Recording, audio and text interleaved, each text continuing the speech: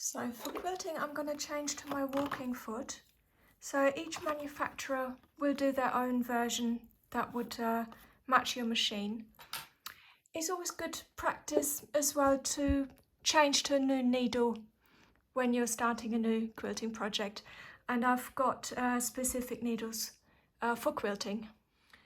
And I do keep the old needles because they will still be okay for paper sewing.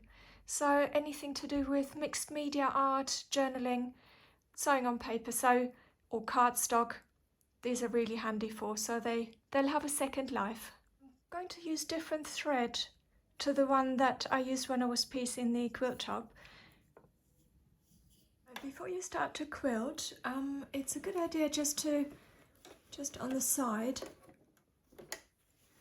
do a little test just to check the tension is okay. Because that can easily happen, you always start each new line of quilting off the actual quilt top, so that any threadness that may or may not happen, you can cut off later on when you're trimming the quilt. Okay, I'm going to roll up both sides of sort of the top right corner and the bottom left corner of the quilt, roll it together so that the middle diagonal line is the first line that I'm going to sew. And always backstitch, even though it's just off, it will just help to secure the thread.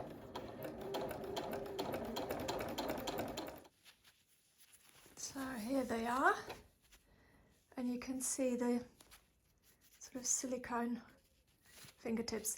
Now, because I'm quilting diagonally, this line is going to be quite long, and I don't know if you can envisage this, but the rest of the quilt is draped all the way up across my left shoulder.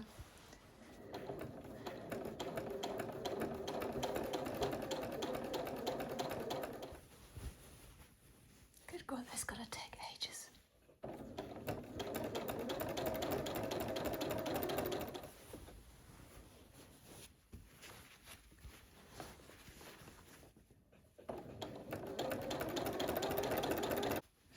And it's actually quite important that nothing is obstructing the other side of the sewing machine, because if the quilt can't move, it's just gonna create a bit of a backstop, and it's preventing it from going through smoothly.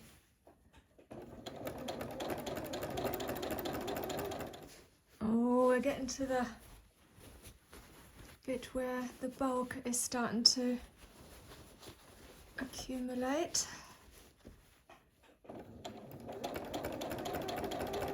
At either side, so it feels really heavy.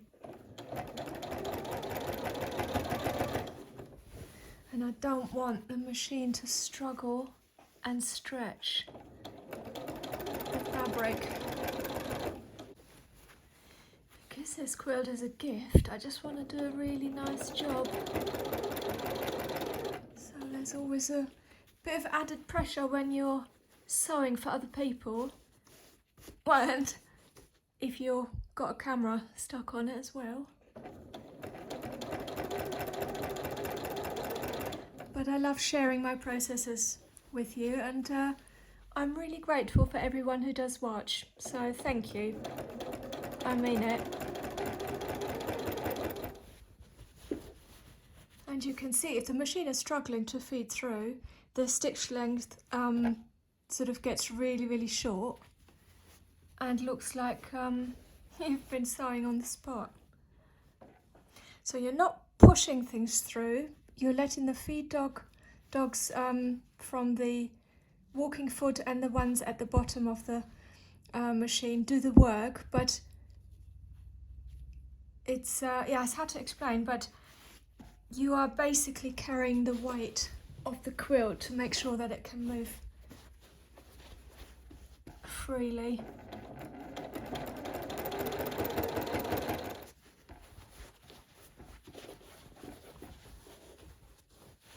So this is actually the worst one because it's the longest one. As I move each side, the lines are going to get a bit shorter with every single one.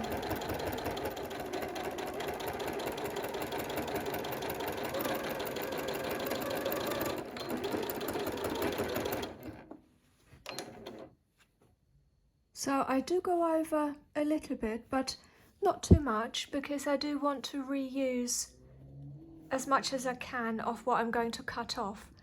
And it's a bit of a pain to remove any stitches, so yeah, maybe an inch, and that should do the trick. So I've finished all the diagonal lines going in one direction, and actually the first line that you witnessed was the most difficult one. It did actually get easier thereafter. So what I'm going to do now is mark, again with a hero marker, mark the next set of lines going perpendicular to the first set, and then go through the whole process again. So I shall see you in a little while. Hello again. Guess who's a little bleary-eyed this morning and couldn't stop quilting last night? But I'm really pleased that I did go with the diagonal quilt lines. Really chuffed. I think I might add even more lines today because I want a little bit more of that delicious quilty texture that is starting to develop. So I've just taken all the basting pins out because I've done the spray basting as well, and I think it'll be fine. Famous last words. I will use the hero marker again and mark the lines, but I think today I'll mark the lines on the back because they'll be really nice and visible now, because I do want to match and go through each of the points. So that's what I'm going to do next. I just wanted to show you how I roll up the quilt each side, and this is the line I'm going to sew now. So I'm going to grip each side as I'm feeding it through the machine, and when you start at the top, all this would be over your shoulder, and it depends a little bit on the weight distribution and your own physicality, whether you use your left or your right shoulder. You can probably just about make out is this pink line. I found that the hero marker, because of the stitching, was throwing sort of little creases because the fabric was behaving differently than compared to when there wasn't any quilting at all. So I switched to a chalk pen and I went for just a light pink. And I'm also starting, because I've flipped the quilt over and I can't see the edge because this is overhanging the front, you know, the quilt top. I'm starting a little bit above the lines from the first lot of quilting just to make sure that I'm definitely catching the edge.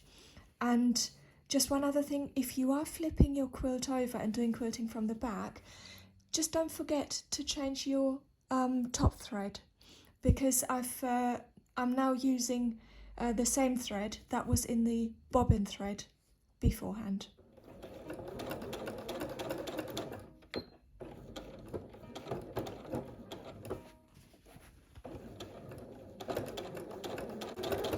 And I'm making sure that I'm not sewing like this, but that I'm sort of smoothing the fabric without stretching it.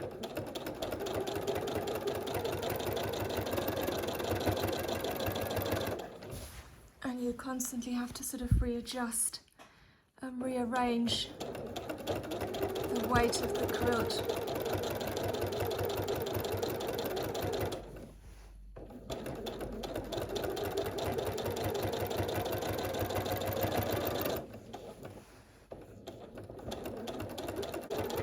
So I'm doing this at real speed for you because I don't think it will be very helpful, you know, to see something sped up and you think, God, that's how I'm supposed to sew it, because it isn't. This is real life.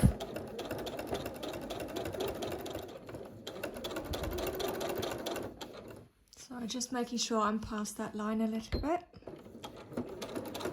Put a back stitch, and that's it. So I just wanted to show you the progress after quilting the horizontal lines, and I've gone through every other point. Next step, because there's now squares that haven't got any lines going through it, and I'm going through that way. So I'll have triangles facing in different directions.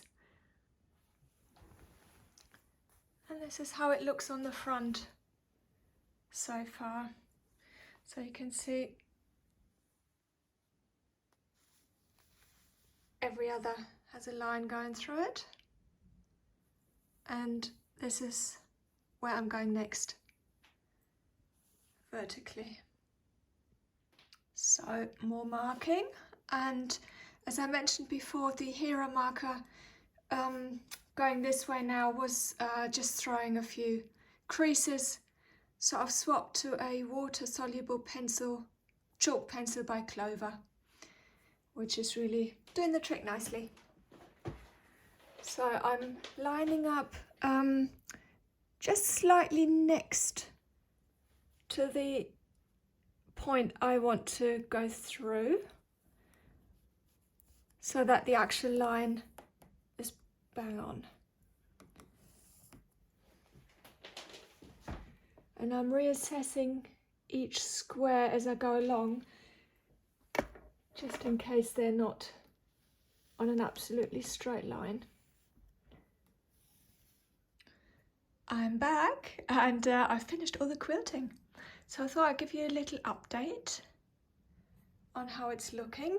Here you can see the points. So I've gone this way, that way, over the diagonal lines from the first lot of quilting. So this is how it's looking now. With the quilting finished, it's now time to trim off the excess wadding and the backing. And it's also a good chance to just straighten up the lines and make sure that you have nice right angles in all sorry, on all four corners.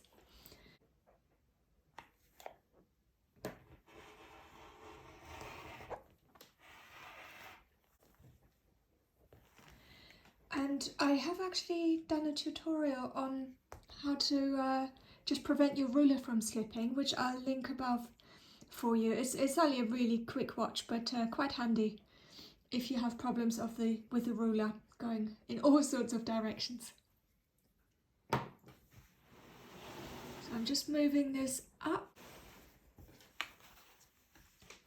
and just make sure I follow on the line from before, and you can see it's sort of starting to veer off a little bit, so I'm just changing the line. Okay.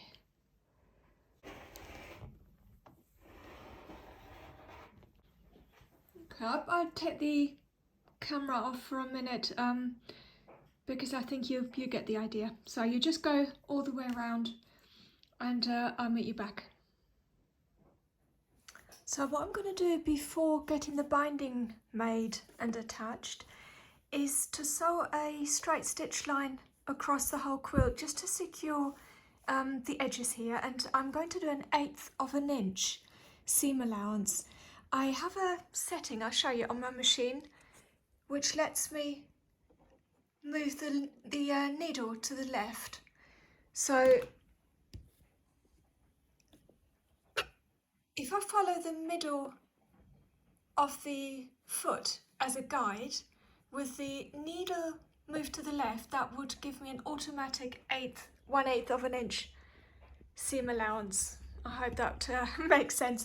Now, I want to get a clean start, and to lift the back of the presser foot will help because you're not gonna having to sew uphill. So I'm just going to use one of my bookmark corners. I'm going to link the tutorial above if you fancy making a few using some of your scraps. So you can see it's going to be a help for the sorry, it's the curse of filming. Right, that should do it. Okay.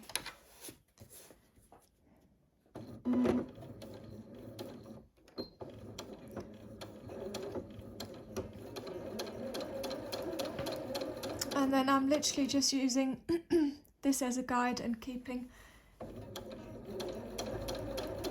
that aligned. And just a tip, if you're sort of fairly new to sewing, to get straight lines, don't look at the needle, just look here or here, because otherwise you take your eye off and you sort of start going in different directions. So you get the idea. I'll meet you back once I've gone all the way around. I just wanted to give you a tip. Having switched to the regular sewing foot, that does mean that the fabric is only going to be moved by the feed docks here at the bottom, and there might be little areas where you have excess fabric on the top. So what you can use is a bookbinding awl. This was literally just a couple of quid online, or I think there is even longer ones, pointier ones, they're called stilettos, and you can use them just to feed the fabric through and ease it in bit by bit, and that way you'll prevent sort of proper puckering that you would see otherwise later on. I hope that helps.